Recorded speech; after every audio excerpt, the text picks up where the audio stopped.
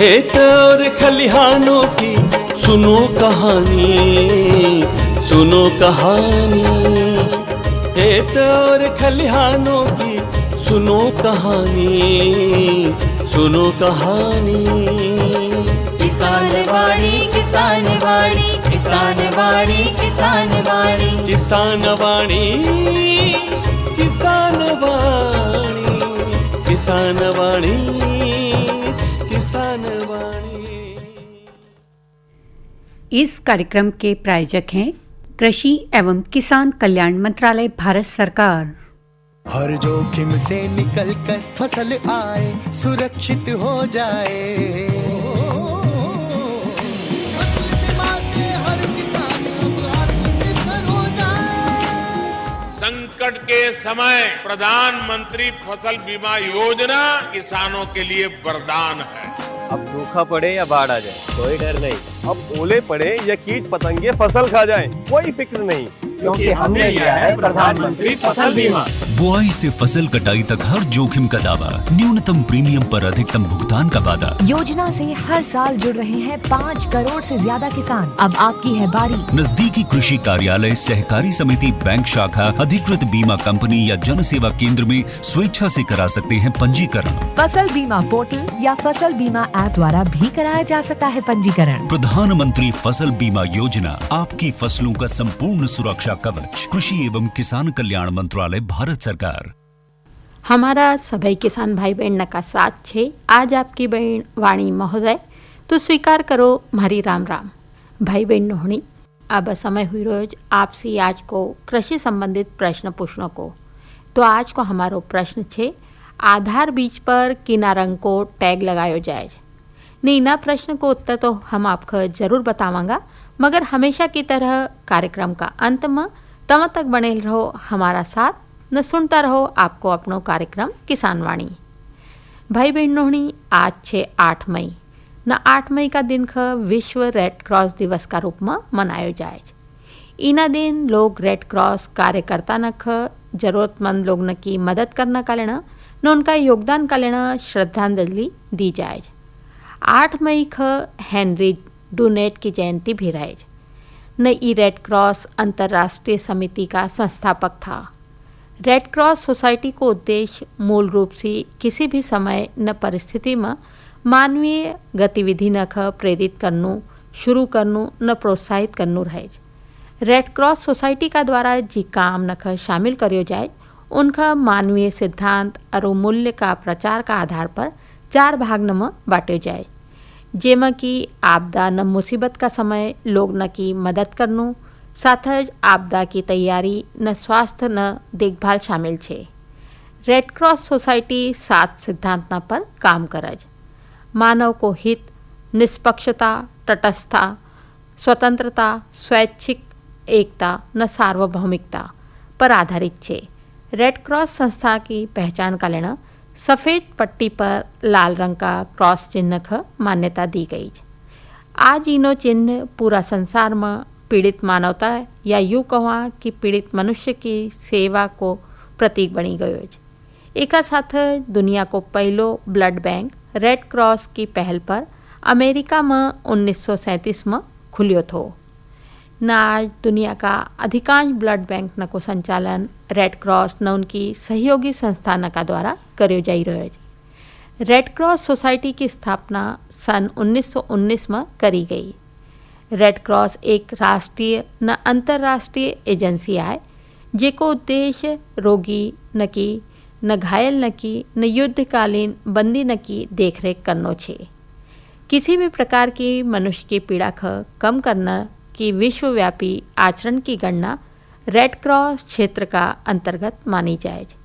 इन्हीं संस्था का द्वारा अपना राहत न पुनर्वास कार्यक्रम का तहत रक्तदान शिविर न को भी आयोजन करे जाए।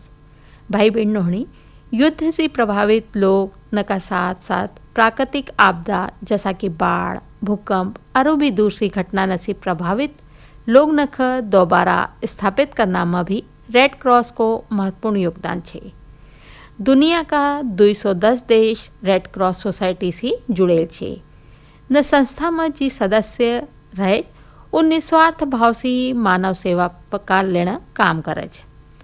न जरूरत पड़ना पर गांव न शहर न एम्बुलेंस न दवाई न पहुँचाने को काम भी कराए। साथ ही समय समय पर रक्तदान शिविर न को भी आयोजन करे जाए। न लोग न ख रक्तदान का लेना भी जागरूक करे जाए। साथ ही जानलेवा बीमारी नसी किना प्रकार से बचाव करी सकाय ओका बारा में भी जागरूक करे। तो भाई बहनों आज तो मनुष्य को हर अंग मरने का बाद जरूरतमंद व्यक्ति ख दान देना ओकी जिंदगी ख बचायो जा सके। तो क्यों नहीं हम भी मरने का बाद अपना अंग न को तो दान करा, साथ जीता जी भी रक्तदान करी न भी लोग न की जिंदगी ख बचावा। तो ये तो थी हमारी थोड़ी सी बातचीत। भाई बहनों आमा सुनी लेवा जो निमाड़ी लोकगीत जेखा गायोज मोहन पुजारी न साथी न मन तू राम नाम निद बोल, मन तू राम नाम निद बोल, मन तू राम नाम निद बोल, मन तू राम नाम निद बोल, मन तू राम नाम निद बोल, मन तू राम नाम निद बोल, मन तू राम नाम निद बोल, मन तू राम नाम निद बोल। अरे नहीं लागे को मोल, मन तू राम नाम निद बोल, अरे नहीं लागे को मोल, मन तू राम नाम निद बोल, अरे नहीं लागे को मोल, मन तू राम नाम निद बोल, अरे नहीं लागे को मोल, मन तू राम नाम निद बोल, मन तू राम नाम निद बोल, मन तू राम नाम निद बोल, मन तू राम नाम निद बोल, मन तू राम नाम निद बोल, अरे नहीं लागे को मोल, मन तू राम नाम निद बोल, अरे नहीं लागे को मोल, मन तू राम नाम निद बोल। ओ राम नाम की महिमा भारी, राम नाम की महिमा भारी, राम नाम की महिमा भारी, राम नाम की महिमा भारी, राम नाम की महिमा भारी, राम नाम की महिमा भारी, राम नाम की महिमा भारी, राम नाम की महिमा भारी। बड़ा बड़ा रे निश्चर संगारी, बड़ा बड़ा रे निश्चर संगारी, बड़ा बड़ा रे निश्चर संगारी, बड़ा बड़ा रे निश्चर संगारी। अरे कहीं पापी तार्या तो मन तू राम नाम निद बोल, अरे कहीं पापी तार्या तो मन तू राम नाम निद बोल, अरे कहीं पापी तार्या तो मन तू राम नाम निद बोल, अरे कहीं पापी तार्या तो मन तू राम नाम निद बोल। ओ झूठो छे यो सारो जमानो, झूठो छे यो सारो जमानो, झूठो छे यो सारो जमानो, झूठो छे यो सारो जमानो, झूठो छे यो सारो जमानो, झूठो छे यो सारो जमानो, झूठो छे यो सारो जमानो, झूठो छे यो सारो जमानो। राम धन सी भरो खजानो, राम धन सी भरो खजानो, राम धन सी भरो खजानो, राम धन सी भरो खजानो। अरे ओ राम हीरो रे अनमोल, मन तू राम नाम निद बोल, अरे ओ राम हीरो रे अनमोल, मन तू राम नाम निद बोल, अरे ओ राम हीरो रे अनमोल, मन तू राम नाम निद बोल, अरे ओ राम हीरो रे अनमोल, मन तू राम नाम निद बोल। ओ यो जीवन अनमोल छे भाई, यो जीवन अनमोल छे भाई, यो जीवन अनमोल छे भाई, यो जीवन अनमोल छे भाई, यो जीवन अनमोल छे भाई, यो जीवन अनमोल छे भाई, यो जीवन अनमोल छे भाई, यो जीवन अनमोल छे भाई। राम नाम की करो कमाई, राम नाम की करो कमाई, राम नाम की करो कमाई, राम नाम की करो कमाई। आए तू सत का पलवा तोल, मन तू राम नाम निद बोल, आए तू सत का पलवा तोल, मन तू राम नाम निद बोल, आए तू सत का पलवा तोल, मन तू राम नाम निद बोल, आए तू सत का पलवा तोल, मन तू राम नाम निद बोल। ओ मत मति कर जीवन के हानि, मति कर जीवन के हानि, मति कर जीवन की हानि, मति कर जीवन की हानि, मति कर रे जीवन के हानि, मति कर रे जीवन के हानि, मति कर रे जीवन की हानि, मति कर रे जीवन की हानि। माया जहर से बची जा प्राणी, माया जहर से बची जा प्राणी, माया जहर से बची जा प्राणी, माया जहर से बची जा प्राणी। पीला प्रभु नाम को गोल, मन तू राम नाम नित बोल, पीला प्रभु नाम को गोल, मन तू राम नाम नित बोल, पीला प्रभु नाम को गोल, मन तू राम नाम नित बोल, पीला प्रभु नाम को गोल, मन तू राम नाम नित बोल।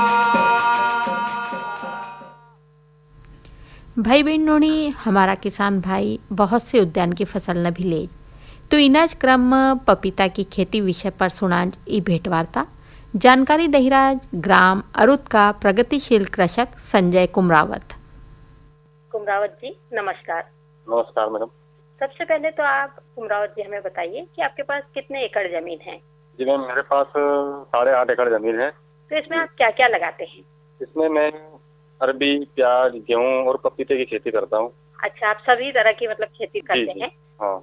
जैसा कि आपने बताया कि आप पपीते भी लगाते हैं, तो इसके लिए पहले भूमि की तैयारी किस प्रकार से करते हैं ये बताइए। भूमि की तैयारी, जैसे खेत मेरा खाली होता है ना, तो उस पर मैं ट्रैक्टर द्वारा पलटी प्लाव करके गहरी जुताई करता हूँ।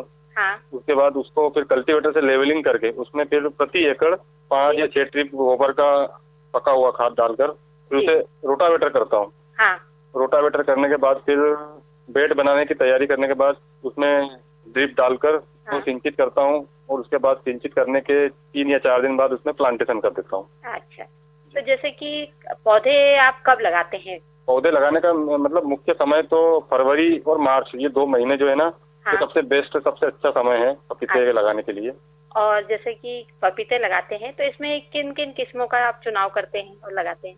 किस्मों का अगर बोला जाए तो जैसे अपने को लॉन्ग टाइम के लिए चाहिए, हाँ। तो फिर एक आइस बेरी आता है और एक ग्रीन बेरी आता है, जिससे अपन 2 या 3 बाहर ले सकते हैं। और एक कम समय के लिए चाहिए तो अपना ताइवान आता है। ताइवान में भी ताइवान 786 आता है, ताइवान 780 आता है, ताइवान 15 नंबर आता है। ये सब 4-5 वेरायटी ताइवान में भी आती है। तो आपने इस समय अपने खेत में कौन से पपीते लगाए हुए हैं?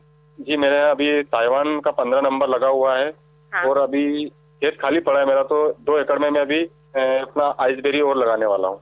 अच्छा, तो जैसे कि ये आइसबेरी है या ताइवान है, तो इनकी खासियत क्या है कि इनका उत्पादन आपको अच्छा मिलता है? किस तरह की इनकी अलग अलग खासियत है? ताइवान और आइसबेरी की खासियत ये है कि आइसबेरी है ना, वो आइसबेरी का छिलका थोड़ा पतला होने के कारण इसका ट्रांसपोर्टेशन ज्यादा लंबा नहीं है।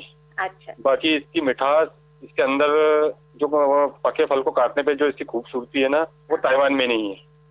ये क्षेत्र मतलब अपने क्षेत्र में 100, 200, 300 किलोमीटर में इसका ट्रांसपोर्टेशन संभव है। इससे ज्यादा दूर अपन इसको नहीं बेच सकते। अच्छा। और ताइवान जो रहता है उसका छिलका थोड़ा मोटा रहता है ना, तो इसमें ट्रांसपोर्टर में समथिंग अपने को 36 से 48 घंटे का समय मिलता है। लंबी दूरी पे चला जाता है ये।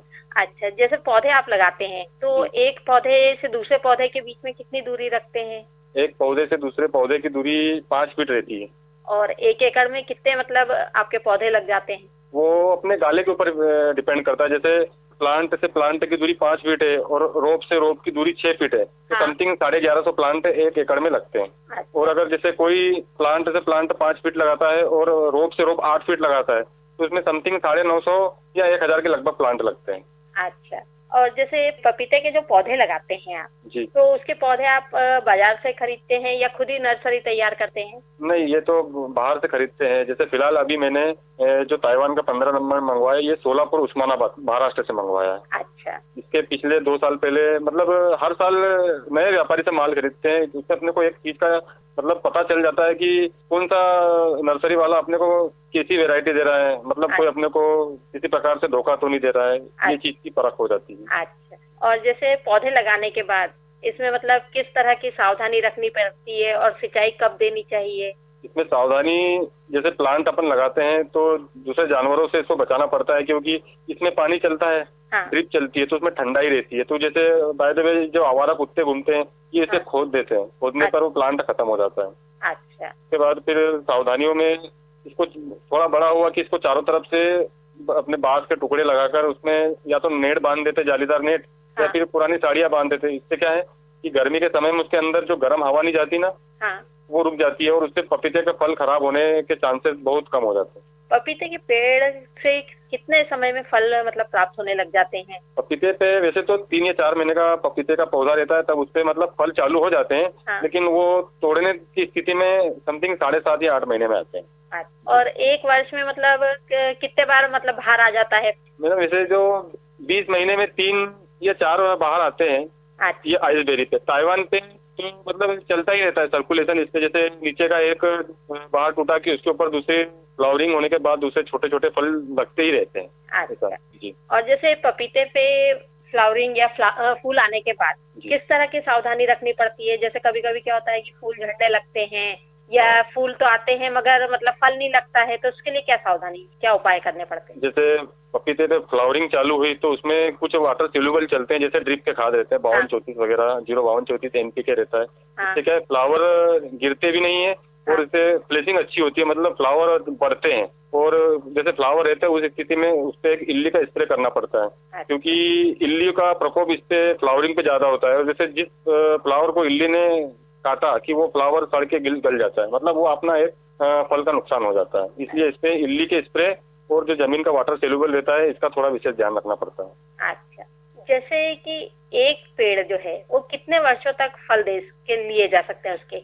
1 वर्ष मतलब एक पेड़ पे 2 वर्ष तक अपन ले सकते हैं। क्या इसकी हाइट थोड़ी ज्यादा हो जाती है ना, फिर तोड़ने में समस्या होती है। फिर वो क्या, निशानी लगाने के बाद फिर व्यापारी इसके ऊपर सही ढंग से तोड़ नहीं पाता, और फिर उसका जो ऊपर का जो पत्तियों का जो छतरी रहती है वो कम होती जाती है, फिर धूप के कारण फल खराब होता है। इसलिए इसको 18 या 20 महीने तक फूल मतलब अपन फल ले सकते हैं।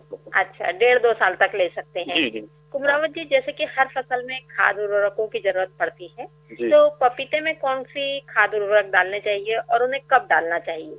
मैडम, खाद की अगर बात की जाए तो इसमें सबसे मुख्य खाद इसका है गोबर का खाद, पका हुआ। अगर गोबर का खाद रहेगा तो फिर अपने को दूसरे खादों की कोई आवश्यकता नहीं रहती। फिर भी क्या है, जैसे अपने पौधा ग्रोथ नहीं कर रहा है तो उसके लिए कुछ वाटर सोल्यूबल चला सकते हैं। जैसे फल है, फल की साइज टेढ़ी मेढ़ी है या कुछ उसका शेप नहीं बन रहा है तो उसमें अपन बोरान वगैरह चला सकते हैं। और खाद, अगर खाद की बात करते हैं तो उसमें गोबर खाद के अलावा पोटाश भी डलता है, DAP भी डलती है, यूरिया नहीं डाला जाता। यूरिया क्या है कि ऑलरेडी जमीन में नाइट्रोजन है, इसलिए यूरिया का ज्यादा इसमें प्रयोग नहीं होता। बाकी वाटर सोल्यूबल सबसे ज्यादा चलते हैं, ड्रिप का खाद सबसे ज्यादा यूज होता है। अच्छा जी। और जैसे कि हर चीज के लिए मतलब मिट्टी की अलग अलग वो होती है कि कौन सी मिट्टी किस पौधे के लिए उपयुक्त रहती है, तो पपीते के लिए भी ऐसे किसी विशेष प्रकार की मिट्टी की जरूरत होती है? जी, मिट्टी का तो इसमें कोई फर्क नहीं है, लेकिन जैसे जमीन, कोई सी जमीन सड़ की रहती है, कोई सी हल्की जमीन रहती है, तो ये पपीता सड़ की जमीन में पैदा नहीं होता। सड़ की जमीन में इसलिए पैदा नहीं होता क्योंकि सड़ की जमीन, उसमें पानी हमेशा बना रहता है और पानी बने रहने के कारण बेड कमजोर होते हैं। और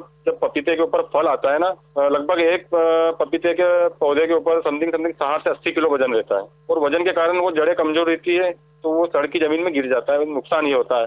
इसलिए सड़ की जमीन में तो नहीं लगाना चाहिए इसे, यानी कि जहाँ पानी जमा होता हो वहाँ नहीं लगाना चाहिए। और इसमें कौन कौन से कीट और रोग होने का खतरा रहता है और उसका समाधान आप किस प्रकार से करते हैं? इसमें सबसे मुख्य रोग रहता है इसमें मकड़ी का, मकड़ी रोग एक रहता है, वो इसका मुख्य रोग है। उसमें इसके पत्ते पूरे सूख जाते हैं। और मकड़ी के बाद इसमें एक इल्ली का प्रकोप भी रहता है, और एक जमीन में फफूंदी। ये इसके 3 मुख्य रोग है। फफूंदी तो समझ लो कि अगर फफूंदी का अपन ने इसका निराकरण नहीं किया तो वो पौधे की जड़ पूरी सड़ जाती है अंदर के अंदर, और पौधा फलों समेत जमीन पर गिर जाता है। इसलिए इसमें एक फंगीसाइड और एक अपना मकड़ी का, ये 2 स्प्रे मुख्य हैं। तो जैसे कि इसमें क्या लक्षण से आपको पता चलता है कि भाई पपीते में फफूंद लग गई है या मकड़ी लग गई है? मकड़ी लगने की मतलब पहचान ये है कि उसके पत्ते के ऊपर अपने तंबाकू जैसे धब्बे पड़ जाते हैं। धब्बे पड़ जाते हैं, मतलब ये मकड़ी वो मकड़ी नहीं है जैसे अपन जो जाले वाली मकड़ी रहती है ना, वो मकड़ी नहीं है। ये मकड़ी एक मतलब पहचान इसकी है कि पत्ता सूखता है और सूखने के बाद उसका तंबाकू जैसा कलर हो जाता है, ये मकड़ी की पहचान है।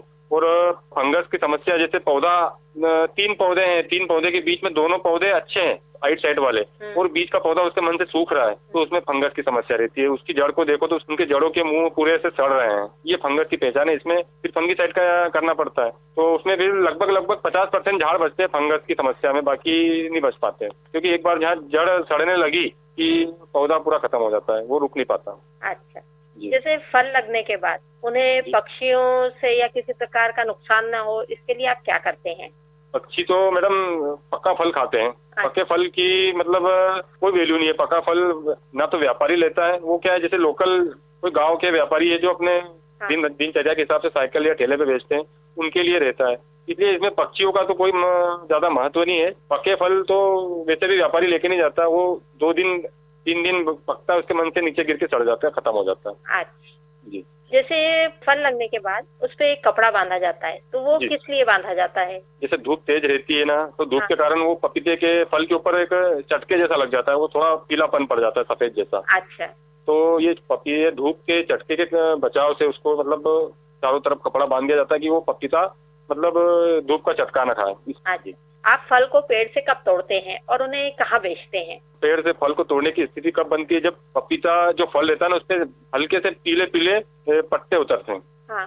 मतलब जब वो पकने जैसी स्थिति में होता है ना, मतलब पका भी नहीं चाहिए, वो हल्के से पीले पत्ते दिखते हैं, तब वो उसको तोड़ के, और जैसे भी व्यापारी अपने आसपास, जैसे मैं अभी बुरहानपुर में भी बेच रहा हूँ, खंडवा में भी बेच रहा हूँ, जैसे आसपास के जो अपने व्यापारी है इनको दे देते हैं। तो बाकी वो तोड़ना वगैरह सब उनके हाथ में ही रहता है। उनके व्यापारी के तोड़ने वाले भी साथ में ही आते हैं, फिर उसको रद्दी में लपेट कर गाड़ी में लोडिंग करके उनको जहाँ भेजना रहता है वहाँ भेज देते हैं। अच्छा, पेपर में लपेट के भेज देते। आपको 1 एकड़ में पपीते के पौधे लगाने में कितनी लागत लग जाती है? 1 एकड़ के पपीते की लागत में अगर प्लांट का खर्चा जोड़ा जाए तो समथिंग 70 से 80 हजार रुपए। और इसकी आमदनी आपको कैसे कितनी हो जाती है? आमदनी मैडम जी, आमदनी तो भाव के ऊपर डिपेंड है। जैसे अभी वर्तमान में 10 या 11 रुपए का रेट चल रहा है। अच्छा। तो जैसा भाव रहता है ना वैसी आमदनी होती है। कभी कभी नुकसान भी उठाना पड़ता है। अभी 2 साल से जैसे लॉकडाउन चल रहा है ना, इसमें नुकसान हो रहा है। अच्छा। हाँ, बाकी नहीं तो पपीते की फसल तो सबसे 1 नंबर फसल है। इसमें क्या है कि प्रति एकड़ अगर अपन जोड़ा जाए तो 80 टन 85 टन 80 टन 85 टन के समथिंग, बगीचा अच्छा जमा है तो 80 टन 85 टन मामूली एवरेज निकलता है। क्या आप व्यापारियों को बेचते हैं तो उनका ही मतलब बाद में तोड़ने का और उनका ही काम रहता है? जी जी, उनका तोड़ने का काम पूरा उनका रहता है, पेपर लगाने का काम पूरा उनका रहता है। फिर उन्हीं के मजदूर ठोकने की सहायता से वो पूरा माल उठाकर बाहर गाड़ी पर निकालते हैं। अच्छा, यानी कि आपको मजदूरों वगैरह का खर्च नहीं कुछ खर्चा वहन नहीं करना पड़ता। उसमें सिर्फ एक प्रति कुंटल 2 किलो रद्दी का जो रद्दी लपेटी जाती है ना, उसका अपना चार्जेस करता है और अपना सिर्फ वजन लिखने का रहता है। इसके बाद अपना कोई दूसरा खर्च नहीं। अच्छा, अंत में आप हमारे किसान भाइयों को पपीते की उद्यान की फसल के बारे में और क्या कहना चाहेंगे? सभी किसान भाइयों से मैं सिर्फ एक बात ये बोलना चाहता हूँ कि उद्यानिकी की खेती, कुछ लोग सोचते हैं कि उद्यानिकी की खेती में कोई फायदा नहीं है, लेकिन मैं ये बोलता हूँ कि उद्यानिकी की खेती करना चाहिए। अगर सक्षम बनना है तो उद्यानिकी की खेती जरूर करें। जैसे पपीता है, अंगूर है, अंगूर के बाद चीकू है, मौसम्बी है, नींबू है, ये उद्यानिकी विभाग में इन चीजों के लिए बहुत सारी सब्सिडियां भी है, बहुत सारी सुविधाएं भी है। और अगर किसान बंधु अगर चाहे कि यार जल्दी से जल्दी मतलब अपनी अर्थव्यवस्था सुधारना चाहते हैं तो उद्यानिकी खेती ज्यादा से ज्यादा करें। उद्यानिकी खेती में लागत के साथ साथ आमदनी भी अच्छी है। जैसे कि आपने अभी बताया कि उद्यान की फसलों में सब्सिडी वगैरह भी किसान भाइयों को प्राप्त होती है जी। तो आपने को भी पपीते की उद्यान की फसल में किस प्रकार की सब्सिडी वगैरह मिली है? जी मैडम, अभी तो मुझे सब्सिडी नहीं मिली है, लेकिन उद्यानिकी विभाग में जैसे मौसम्बी है, संतरा है, इन चीजों पर सब्सिडी मिलती है। क्योंकि पपीता 1 या 1.5 साल के लिए रहता है, 2 साल के लिए रहता है। इसके बाद क्या वो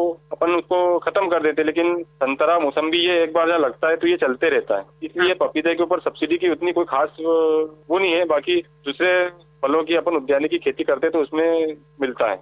यानी कि लंबे समय के जो उद्यान की फसलें रहती है उसमें सब्सिडी प्राप्त होती है। कुमरावत जी, आपने हमारे किसान भाइयों को बहुत ही अच्छी जानकारी दी, इसके लिए आपका बहुत बहुत धन्यवाद। जी। अभी सुनी स्थल रिकॉर्डिंग का अंतर्गत पपीता की खेती विषय पर ई भेंट वार्ता। जानकारी दे रहा था ग्राम अरुद का प्रगतिशील कृषक संजय कुमरावत। भाई बहनों ने आपको आज का कृषि समाचार बताई देवान। भाई बहनों ने औषधीय पौधा जेम के अश्वगंधा, गिलोय, भृंगराज, सतावर, पुदीना, मोंगरा, तुलसी, घृत कुमारी, ब्राह्मी, शंखपुष्पी न गुलर जैसा हर्बल पौधा न की खेती करने वाला किसान भाई न 75% को अनुदान दियो जाएगा। जेका से किसान भाई अधिक से अधिक मात्रा में औषधीय पौधान की खेती करी सकज। ई तो था आज का कृषि समाचार। नाम आपका मौसम की जानकारी दे देवन। आज सूर्योदय हुयो प्रातः 5:48 पर, न सूर्यास्त हुयो शाम 6:52 पर। आज का दिन को अधिकतम तापमान रहो 41 डिग्री सेल्सियस, न रात को न्यूनतम तापमान 31 डिग्री सेल्सियस रहने की संभावना है। भाई बहनों, अब समय हुई रहे कार्यक्रम का शुरू में आपसे पूछा गया प्रश्न को उत्तर बताने को। तो आज को हमारो प्रश्न थो आधार बीज पर किना रंग को टैग लगायो जाए। नए को उत्तर छे आधार बीज पर सफ़ेद रंग को टैग लगायो जाए। नए का साथ कार्यक्रम को समय भी यहाँ पूरा हो। तो आज्ञा देव आपकी बहन वाणी महोदय का राम राम। हर जोखिम से निकल कर फसल आए, सुरक्षित हो जाए। फसल बीमा से हर किसान अब आत्मनिर्भर हो जाए। संकट के समय प्रधानमंत्री फसल बीमा योजना किसानों के लिए वरदान है। अब सूखा पड़े या बाढ़ आ जाए कोई डर नहीं। अब ओले पड़े या कीट पतंगे फसल खा जाए कोई फिक्र नहीं, क्योंकि हमने लिया है प्रधानमंत्री फसल बीमा। बुआई से फसल कटाई तक हर जोखिम का दावा, न्यूनतम प्रीमियम पर अधिकतम भुगतान का वादा। योजना से हर साल जुड़ रहे हैं 5 करोड़ से ज्यादा किसान। अब आपकी है बारी। नजदीकी कृषि कार्यालय, सहकारी समिति, बैंक शाखा, अधिकृत बीमा कंपनी या जन सेवा केंद्र में स्वेच्छा से करा सकते हैं पंजीकरण। फसल बीमा पोर्टल या फसल बीमा ऐप द्वारा भी कराया जा सकता है पंजीकरण। प्रधानमंत्री फसल बीमा योजना, आपकी फसलों का संपूर्ण सुरक्षा कवच। कृषि एवं किसान कल्याण मंत्रालय, भारत सरकार। इस कार्यक्रम के प्रायोजक थे कृषि एवं किसान कल्याण मंत्रालय, भारत सरकार।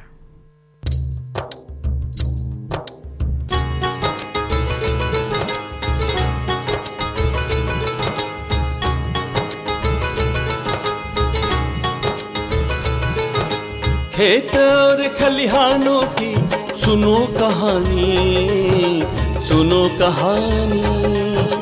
खेत और खलिहानों की सुनो कहानी, सुनो कहानी।